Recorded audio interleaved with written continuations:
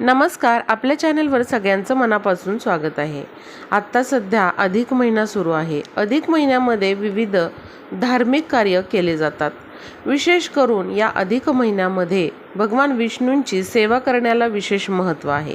अधिक महिन्याचे स्वामी विष्णू असल्यामुळे या महिन्यामध्ये विष्णूंची सेवा, उपाय, नामजप हे विशेष करून केले जातात।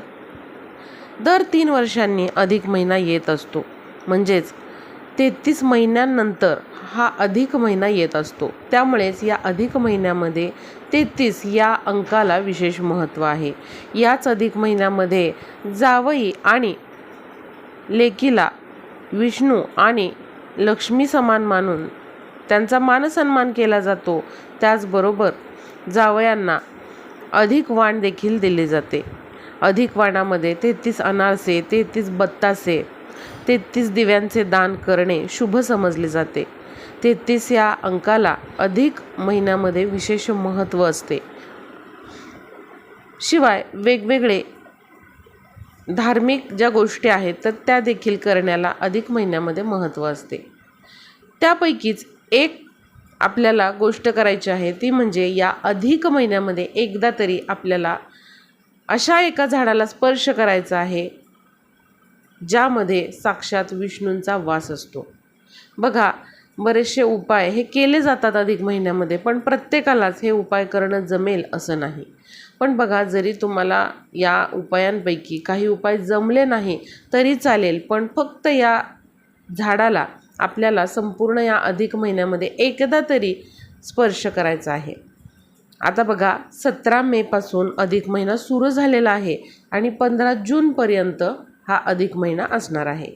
त्यामुळे एकदा तरी तुम्ही या झाडाला स्पर्श करून यायचा आहे। आपल्या ज्योतिषशास्त्रामध्ये अनेक अशा वनस्पती आहे ज्यांना अतिशय शुभ समजले जाते।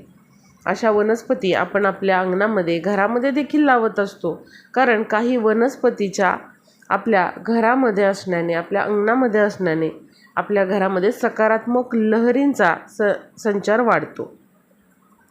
त्यामुळे आपल्या घरातील सकारात्मकता वाढवण्यासाठी आपण अशा शुभ ज्या वनस्पती किंवा शुभ झाडं आहेत तर ते नेहमीच लावत असतो।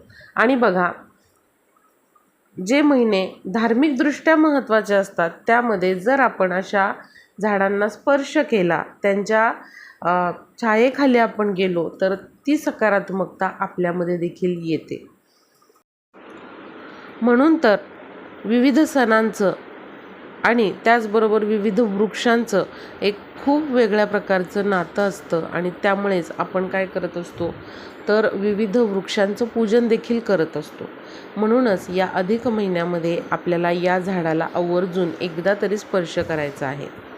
आता हे झाड कोणते आहे, कशा प्रकारे आपल्याला अधिक महिन्यामध्ये हा उपाय करायचा आहे हे मी तुम्हाला सांगते। बघा, अधिक महिन्यामध्ये काही महत्त्वाच्या गोष्टी आहेत त्या पण मी तुम्हाला थोडक्यात सांगते। तर अधिक महिन्यामध्ये आपल्या कुलदेवीची ओटी आपल्याला भरायची आहे। तुम्हाला शक्य असेल कुलदेवीच्या मुख्य ठिकाणी जाणं तर तिथे जाऊन तुम्ही भरा किंवा घरच्या घरी भरली तरी चालेल। त्याचबरोबर आपल्याला काय करायचं आहे तर आपली जी जोडवी असते, चांदीची जोडवी, तर त्या जोडवीमध्ये भर टाकायची। म्हणजे महिलांनी काय करायचं आहे, जुनी जोडवी जी आहे तर ती बदलून नवीन घ्यायची आहे, भर टाकायची आहे त्यामध्ये। अधिक महिन्यामध्ये नवीन जोडवी घेण्याला, भर टाकण्याला विशेष महत्त्व आहे।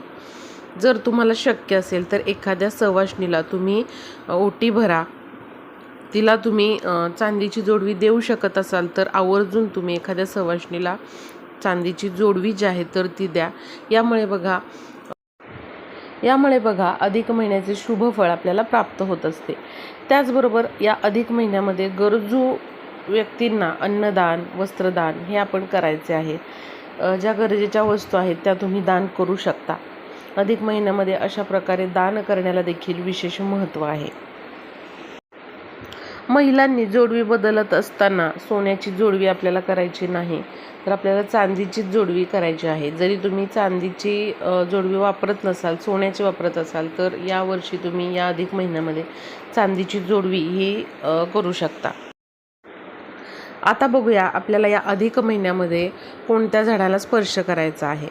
तर बघा, अनेक सारी अशी शुभ झाडं असतात, शुभ वनस्पती असतात, ज्यांना आपण स्पर्श केल्यामुळे त्यांची सकारात्मक ऊर्जा आपल्यामध्ये येत असते. तर या अधिक महिन्यामध्ये तुम्हाला आवर्जून पिंपळाच्या झाडाला स्पर्श करायचा आहे. असं म्हटलं जातं की पिंपळाच्या झाडामध्ये विष्णूंचा वास असतो. त्यामुळे या अधिक महिन्याचे स्वामी भगवान विष्णू असल्यामुळे अवश्य आपल्याला या महिन्यामध्ये एकदा तरी पिंपळाच्या झाडाजवळ जाऊन या झाडाला स्पर्श करायचा आहे. आता बघा, अधिक महिन्याचं विशेष महत्त्व असतं ते म्हणजे दीपदानाला. त्यामुळे आपल्याला जेव्हा कधी आपण पिंपळाच्या झाडाला स्पर्श करणार आहोत त्यावेळी तुम्ही स्वतःबरोबर एक कणकेचा दिवा घेऊन जायचा आहे. दिवा करत असताना त्या दिव्यामध्ये मीठ टाकू नका, फक्त थोडीशी हळद टाका आणि असा हा मध्यम आकाराचा दिवा तुम्हाला बनवायचा आहे. आता जिथे कुठे पिंपळाचं झाड आहे तिथे तुम्ही जायचं आहे आणि तिथे गेल्यानंतर तुम्हाला तो दिवा प्रज्वलित करायचा आहे. या दिव्यामध्ये तुम्ही जोडवात टाकायची आहे. दिवा प्रज्वलित करत असताना त्यामध्ये तुम्ही तिळाचं तेल टाकू शकता किंवा जे कोणतं तेल तुमच्याकडे आहे. मोहरीचं असेल तर मोहरीचं देखील तुम्ही त्या दिव्यामध्ये तेल टाकू शकता.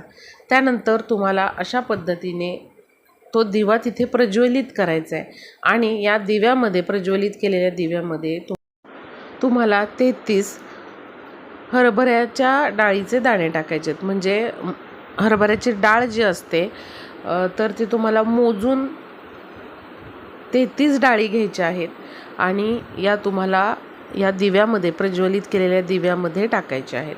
प्रत्येक डाळ टाकत असताना तुम्हाला ओम नमो भगवते वासुदेवाय नमः या मंत्राचा जप करायचा आहे. बघा, 33 या अंकाला अधिक महिन्यामध्ये विशेष महत्त्व देण्यात आलेलं आहे.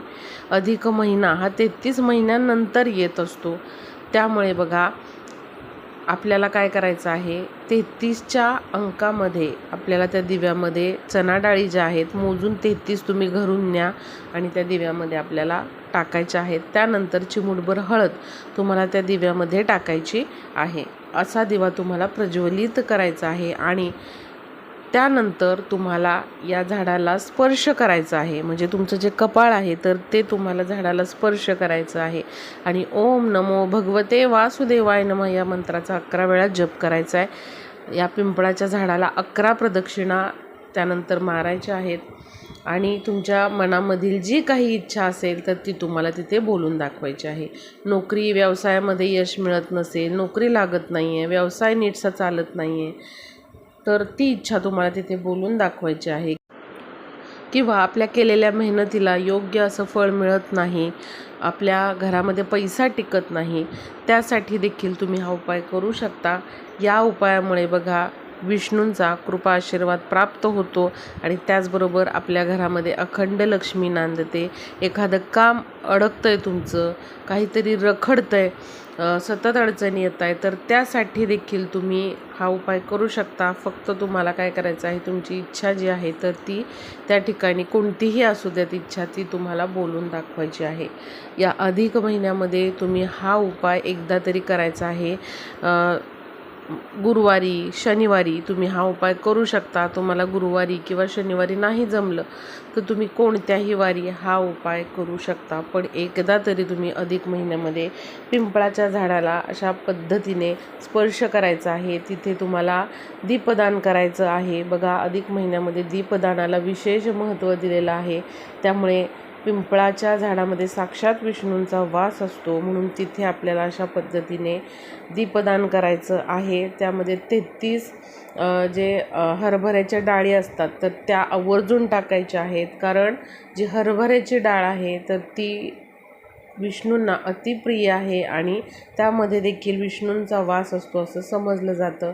तर तुम्हाला अशा पद्धतीने हा दिवा प्रज्वलित करायचा आहे. घरातील स्त्री पुरुष कोणीही हा उपाय करू शकतात. तर असा हा उपाय करा. व्हिडिओला जास्तीत जास्त शेअर करा.